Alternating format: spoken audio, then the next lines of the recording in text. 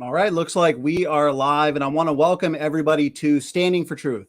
I am your host, SFT, and tonight is the big night, the night we have all been waiting for. This is the pre-show to the release of the first episode of an epic new video series on the origin of life. This video series is being put out by a number of genius PhD scientists, and it has been skillfully animated and will be a must watch, that I guarantee. Now, for the pre-show, we will be discussing the work put into this important series.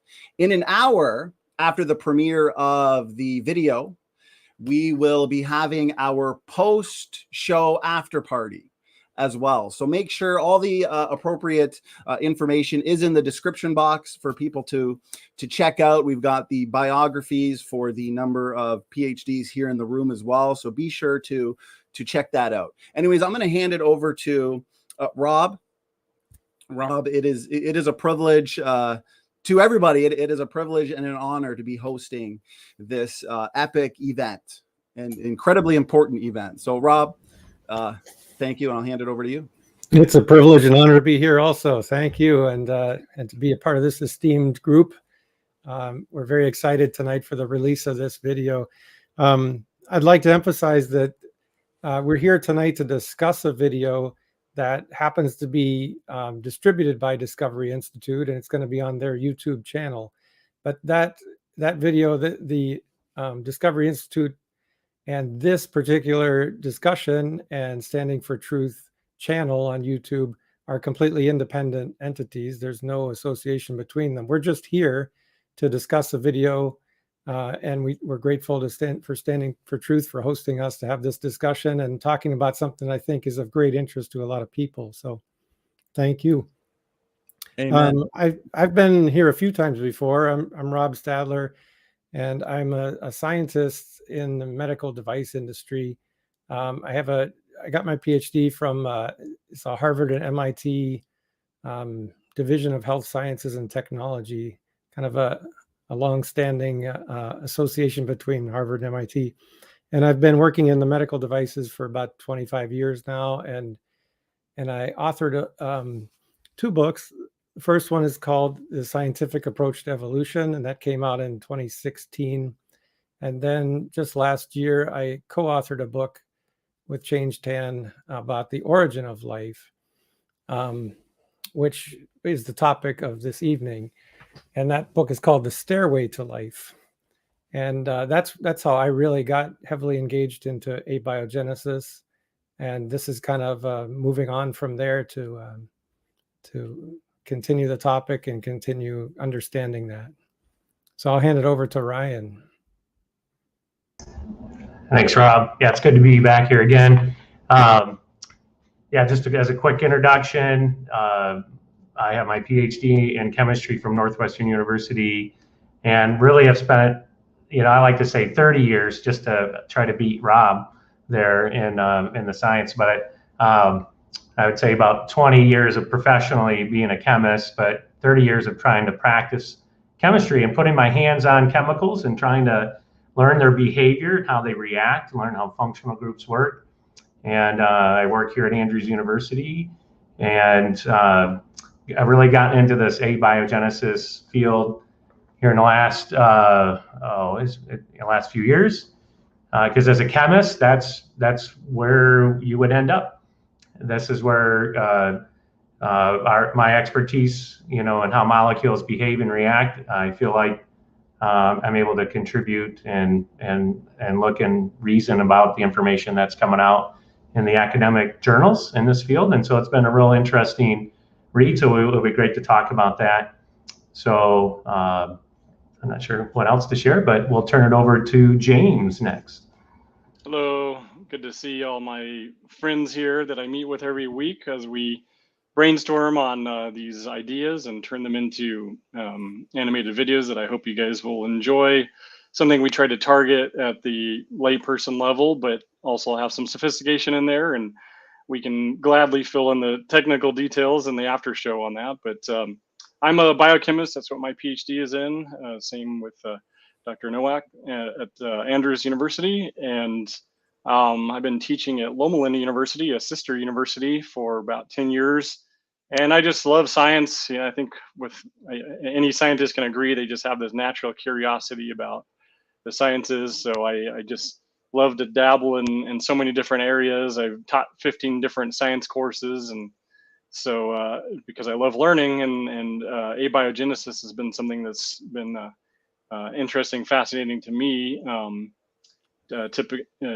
Because of the many challenges and solutions and lack of solutions that it affords. I'm a problem solver, and I like to pick apart these problems and find out what works and what doesn't. And so it's one of the reasons why I joined this group, to try to tackle such a challenging and important issue.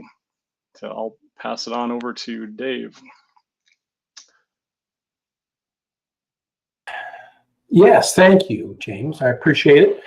Apparently, I'm the elder statesman here in this little group. I've been teaching at the college level for well over 30 years, and been a biochemist since 1988. I graduated from Purdue University in West Lafayette, Indiana, with a degree in nutritional biochemistry, and my work was with vitamin A. But fundamentally, I am a teacher. And as I have taught biochemistry and looked at a wide variety of biochemistry books and so on, the explanations that I read for how life became from no life clearly became completely inadequate. As I read it, I knew that just reading it. And over the years, that became more and more important to me. And then when Ryan joined Andrews University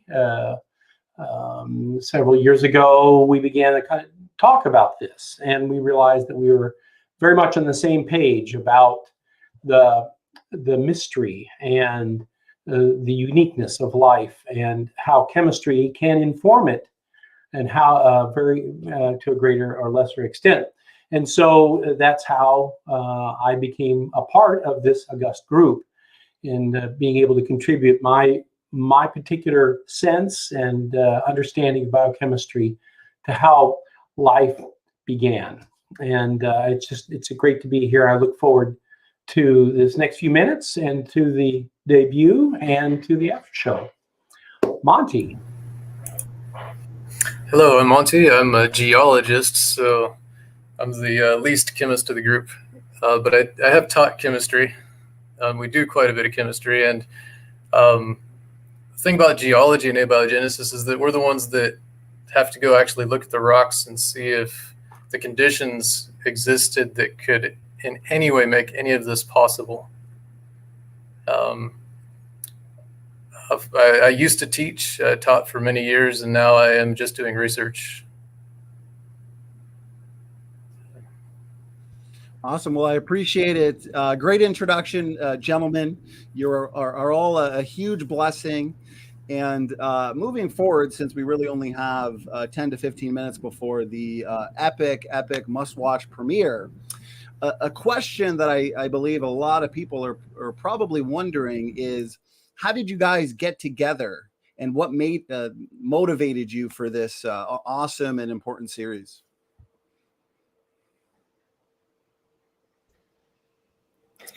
Go ahead, James. You were the first to unmute. Yeah, I was like, oh, do I get to take this one? It's just fascinating to me how everything kind of works out, where you network across the country like this.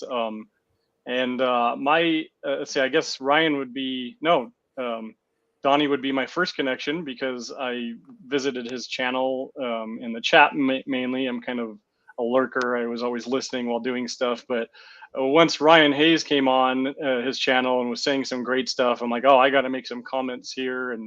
And so Ryan picked up on that and contacted me.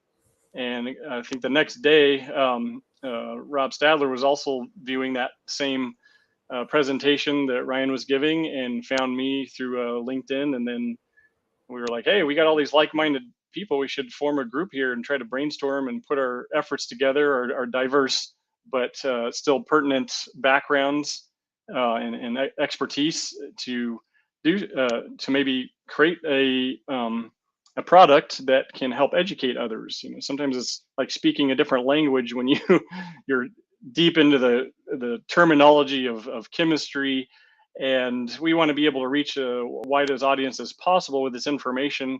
And quite a few of us have an educational background, so we're used to having to try to explain things in a level where people are just being introduced into the jargon. And so then I believe Ryan, since you and David work together, he's chair there, the department, that you brought him along. And then Monty, I've known for like a decade now. We've been friends, and he's one of the smartest guys I know. He's one of those, another jack of all trades, knows a lot about physics and chemistry, and of course geology, which is what his PhD is in. So I brought him along. He's also at Loma Linda University. Yeah, the rest is history. Then we decided to meet through Zoom each week, where we get together, and quite early on we decided that we needed some animations to make some explainer videos, short videos that would help, break this down into something that's simpler to digest and follow along, and it has some, trying to capture the attention of those with short attention spans. And that would be a good startup for having more opening dialogue on both sides of the debate and the issues involved in what chemistry can tell us about abiogenesis.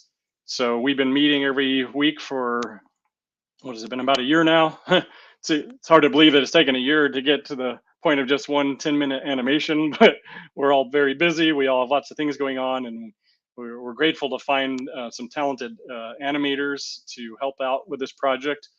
And so it's amazing how much work goes into just a 10-minute video, from script writing to doing the storyboarding and all the back and forth and edits. And so we're happy to talk more about what went on behind the scenes in the few minutes we have left. But yeah, that's how we all got together. So we thought it'd be fitting to have our first discussion on the birthplace of where we all made that connection with Standing for Truth channel, and look forward to engaging with you in the after show. A real turning point for us was getting the animator, who remains anonymous, but without his skill, I mean, none of us can draw a stick figure even, so we didn't have a chance. But we could cover the technical side of it, but we really needed the help on the animation, the voiceover, the production, all of that. Yeah. That's a great response. I've seen a sneak preview of the animation and the video on Dr. James Tour's video that he uploaded yesterday, and the animation is awesome. So this is going to be a must-watch series. I am incredibly excited. So I guess the next question would be, Dr. Carter kind of hinted at it in terms of behind the scenes. What went on behind the scenes in order to bring this together? I think it would be important to say that we, like behind the scenes, we've done a lot of reading. We've done a lot of discussing. We've tried to look at recent journal articles in abiogenesis. We're not just going from some opinions that we have to sharing it. We've shared a lot of papers.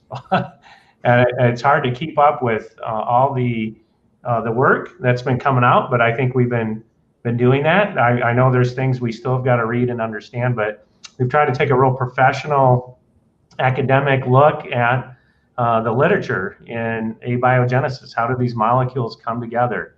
Can they come together? Do we, what is the behavior of the molecules? Is there evidence of them snapping together to form the important molecules of life? And so I would say that was at the heart of our process. And then trying to break that down into something, usable and communicatable to a wider audience without losing some of the academic rigor. So we're trying to walk that line. Awesome. I appreciate any thoughts from anybody else on the panel. Yeah, it was kind of like a journal club, I think, at first, and we would also review other videos that were made by various experts in the field, and the back and forth that goes on there. And I think over time it just kind of congealed into, kind of a series of scripts anyway. And this is, what you're about to see is just the first of them, of course, but the first one focuses heavily on chemistry because Ryan has such an influence on us all. We got to have chemistry be that's how it all begins anyway, at least. So got to start with the chemistry. Well, as well, being the educators that we are, we realized very quickly that the common everyday folks, only have the faintest idea of some of the details of chemistry and how it operates in the world and how it operates in their own body.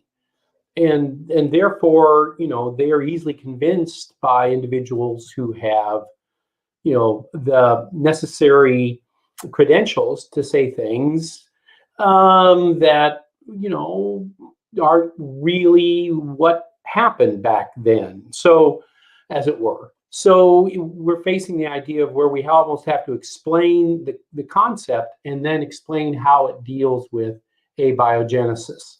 And that's the challenge in how to do that in a 10-minute video. You have to explain the science, the chemistry, and its relevance to this particular part of the abiogenesis discussion. It's a bit challenging because when most people hear, oh, there's chemistry involved, they like to run the other way. And that's even our students sometimes. When we can break it down in a way that's meaningful, understandable, it clicks with you suddenly, and you appreciate just the marvelousness of how everything comes together and how ordered everything is. And there's a real beauty and appreciation to what's going on here. That so you kind of go through this phase of being intimidated at first, and then enjoying and appreciate. At least maybe right. I'm biased because my strong chemistry background, but I think I've seen this in my students too, where I was so scared of taking your class, and I just knew chemistry was going to be my worst topic. And by the end of it, they're like, wow, this has so much application to my real life. I'm in the grocery store reading ingredients and looking at shampoo bottles and understanding what's good for me and what's bad for me is just changed the way I just look at the world. And that's what we hope to inspire, is just this awe and joy of the chemistry, and also how things can go wrong. Amen. Well said. And we've got a super chat that came in from Doki Doki SFT Fan Club. I appreciate it.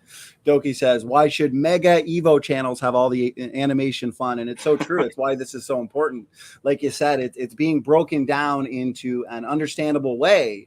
And it's the type of series and videos that somebody like me is going to pass around to family, to friends, to the layperson that I think is going to highly benefit. Animation has that appeal to people, that they're set at ease. They realize, well, maybe this isn't going to be so highly technical. Maybe I won't be intimidated by it, or I won't be off put by the details because it's animated and they can watch and listen simultaneously. I think it'll be a very powerful series that we're putting together here, and we're grateful absolutely for the animators who are involved with it. Amen. Well said. Well, maybe the final question then before we wrap it up, so everybody can head on over to the actual premiere, is really briefly, what can people then expect to see and learn throughout this series?